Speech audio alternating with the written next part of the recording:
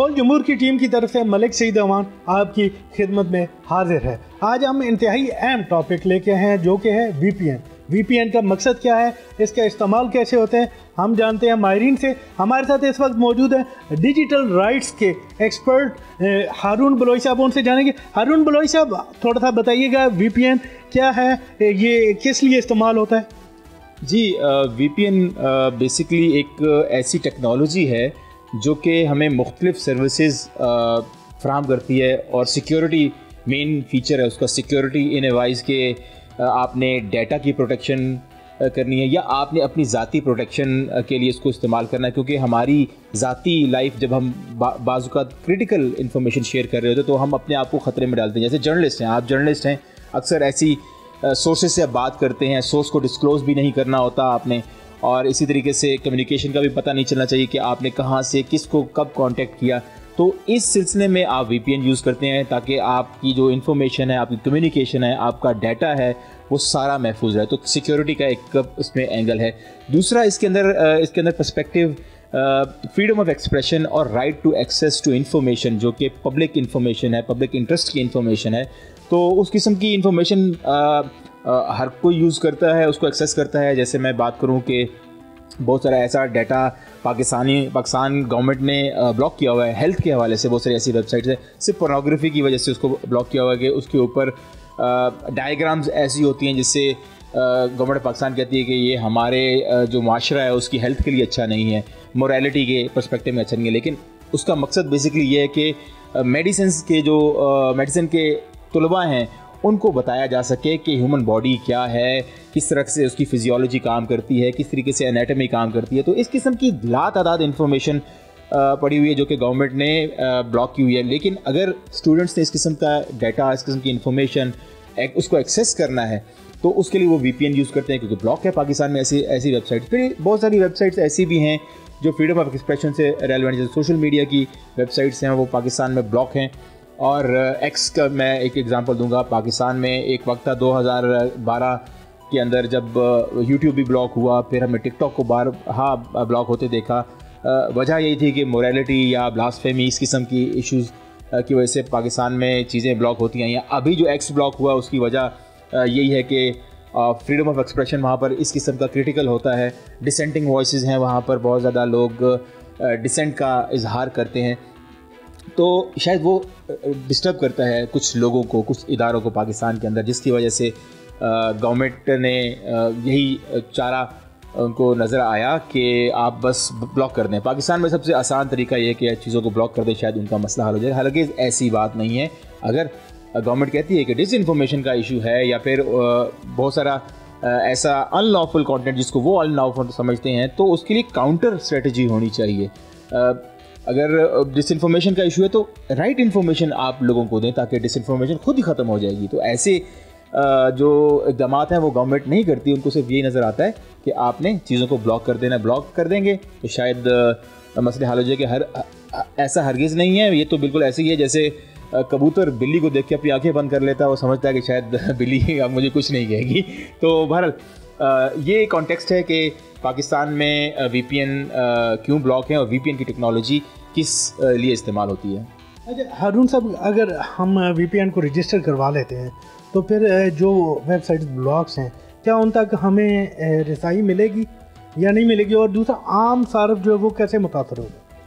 देखें, ये चीज़ की कोई श्योरिटी नहीं है। हमने कुछ लोगों से, बल्कि सॉफ्टवेयर हाउस वालों से या इंडिविजुअल लोगों ने जिन्होंने बड़ी मुश्किल से अपने रजिस्ट्रेशन कराई है, उनसे पूछा तो उन्होंने कहा कि VPN रजिस्टर करवाने के बावजूद भी बहुत सारी सर्विसेज उनको एक्सेस नहीं हो रही। इंटरनेट डाउन है, इंटरनेट उसकी स्पीड बहुत बुरी है और उनका काम फिर भी नहीं चल रहा।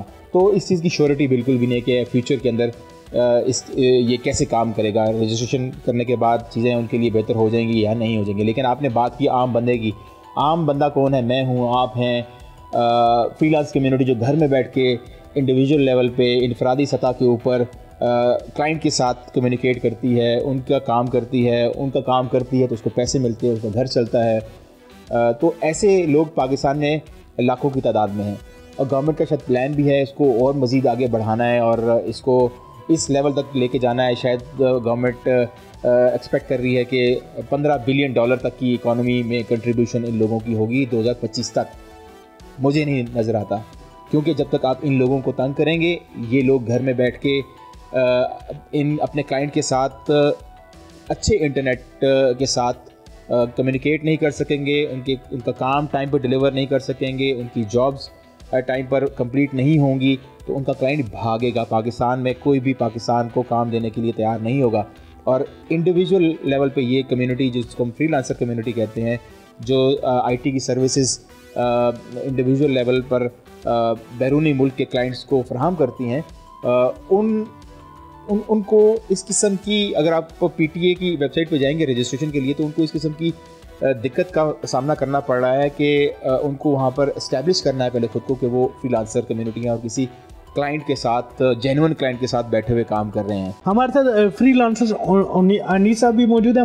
अच्छा अनीस, हमें बताइएगा कि फ्रीलांसर इससे जो वीपीएन की रजिस्ट्रेशन है उससे कैसे मुतासर हो रहे हैं? जी, सबसे पहले तो देखें जो पीटीए का पोर्टल है वीपीएन रजिस्ट्रेशन का, तो वही अक्सर जो है अमूमन जो है डाउन रहता है, यानी पीटीए के सर्वर्स डाउन रहते हैं। तो दूसरा जो मसला है फ्रीलांसर्स के लिए, जैसे कि जो रजिस्ट्रेशन प्रोसेस है एज आईटी फर्म के लिए तो वो अफोर्डेबल है, लेकिन मेरे जैसा जो इंडिविजुअल फ्रीलांसर है उसके लिए वो जो है बहुत एक्सपेंसिव है।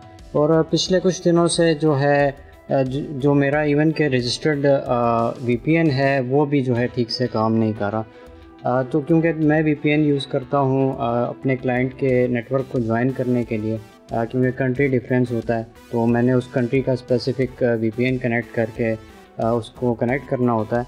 तो ये वजह है कि अभी जो मसाइल आ रहे हैं वो ये है कि क्लाइंट जो है वो पाकिस्तान के फ्रीलांसर से जो है वो मुतनफ़र होते जा रहे हैं, और वो जो है अपना काम जो है किसी और मुल्क में शिफ्ट कर रहे हैं, बांग्लादेश या इंडिया में।